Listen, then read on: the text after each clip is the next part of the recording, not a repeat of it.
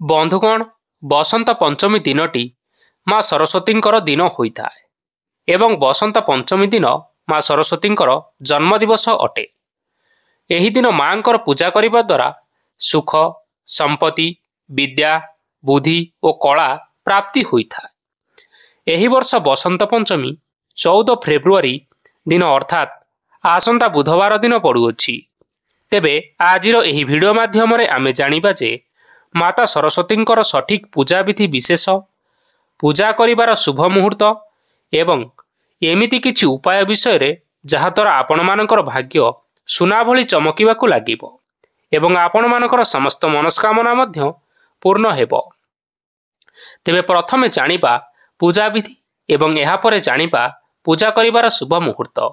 ताहा पूर्वरु आपण मानकू अनुरोध एही वीडियो को गोटे लाइक करि नियंतु एवं जदि आपण माने एपर्यंत आम चैनल को सब्सक्राइब करि नाहंती ताहाले वर्तमान ही सब्सक्राइब करि नियंतु।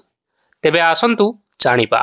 बंधुगण बसंत पंचमी दिन सकाळु स्नान करी घर अगणारे हलदिया रंगर फूल बा रंगरे रंगोली तैयारी करंतु। निज ठाकुर घर को भल भावे सफा करी माँ सरस्वती मूर्ति स्थापन करंतु। एहा परे पूजा आरंभ करंतु। पूजा करिबा समय रे माता सरस्वती को हलदिया रंगर फूल और हलदिया रंगर लडू बा मिठा इत्यादि भोग रूप अर्पण करंतु। आपण जेउ भी क्षेत्र रे अटंती सही क्षेत्र जिनिस गुडी को मां को पाखरे रखी पूजा करंतु। जेमिति विद्या क्षेत्र लोक माने बही खाता कलम आदि पूजा करंतु।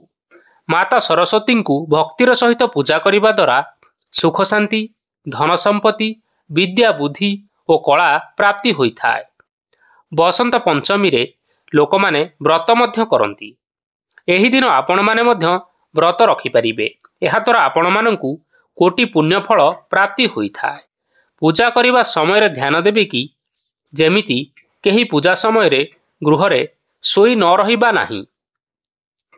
बसंत पंचमी बा सरस्वती पूजा एक शुभ दिन होइथिबारु एही शुभ अवसर रे एमिति किछि सरल बा काम अछि जहाकू करी आपण माने मध्य भाग्यशाली होई परिबे। माता सरस्वती कृपारू आपण मानकर सबु इच्छा पूर्ण हेबो एवं आपण जहा चाहिबे ताहा आपण मानकू मध्य मिलिबो। तेबे सही सब उपाय गुडी को जानिबा आगरु आमे जानिबा जे पूजा करिवार शुभ मुहूर्त विषय रे। एही वर्ष फेब्रुआरी 14 तारिख बा बुधवार दिन श्री पंचमी बा बसंत पंचमी पड़ुअछि। सरस्वती पूजा प्रतिवर्ष माघ मास शुक्ल पक्ष पंचमी दिन पड़ुଥାଏ, जहाकू आमे बसंत पंचमी बा सरस्वती पूजा भावरे पालन करिथाउ। एही वर्ष पंचमी तिथि 13 फेब्रुआरी मंगलवार दिन 2:41 रु आरंभ हेउछि एवं 14 फेब्रुआरी बुधवार दिन 12:09 पर्यंत रहुछि। तेणु एही वर्ष सरस्वती पूजा 14 फेब्रुआरी बुधवार दिन पालन करा जिवो। एही पर्वर शुभ मुहूर्त बा शुभ समय हेउछि सकाळ 6:17 रु दिन 12:01 पर्यंत। एही समय मुहूर्त रे पूजा करिबा द्वारा माँ सरस्वती कृपा निश्चिंत भाव में मिलता है। एही पूजा रे माँ सरस्वती पूजा करंतु और तांकू सिंदूर अर्पण करंतु। एहा करिबा द्वारा आपनकू विद्या और बुद्धि प्राप्ति होता है।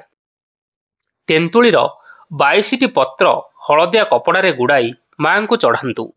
एपरी करिबा द्वारा आपण मानकू प्रत्येक क्षेत्र रे सफलता मिलता है। एही दिन आपण माने हलदिया रंगर वस्त्र परिधान करंतु। एही दिन हलदिया रंगर कदली और हलदिया रंगर अन्न सेवन करिबा उचित। एहा करिबा द्वारा माँ सरस्वती आशीर्वाद मिलता है। माँ सरस्वती पूजा करिबा समय रे तांकू श्वेत चंदन चढ़ातु और धला रंगर वस्त्र पिंधातु। माँ को धला रंगर वस्त्र चढ़ाइबा समय रे निजर मनस्कामना मध्य जणातु। एहा करिबा द्वारा आपण मानकर मनस्कामना अतिशीघ्र पूर्ण होता है। तेबे बंधुगण आपण माने सरस्वती पूजा दिन एही सब काम करी माता सरस्वती को प्रसन्न कराई परिबे एवं आपण मानकर भाग्य मध्य चमकिबाकू लागिबो। तेबे बंधुगण आशा करूछु आपण मानकू एही भिडियोटी निश्चय पसंद आसीथिबो। पसंद आसीथिले भिडियो को लाइक करिवा सहित आपणकर प्रियजन मानक सहित शेयर करि नियंतु एवं कमेंट बॉक्स रे जय मां सरस्वती निश्चिंत भाव में लिखंतु। धन्यवाद।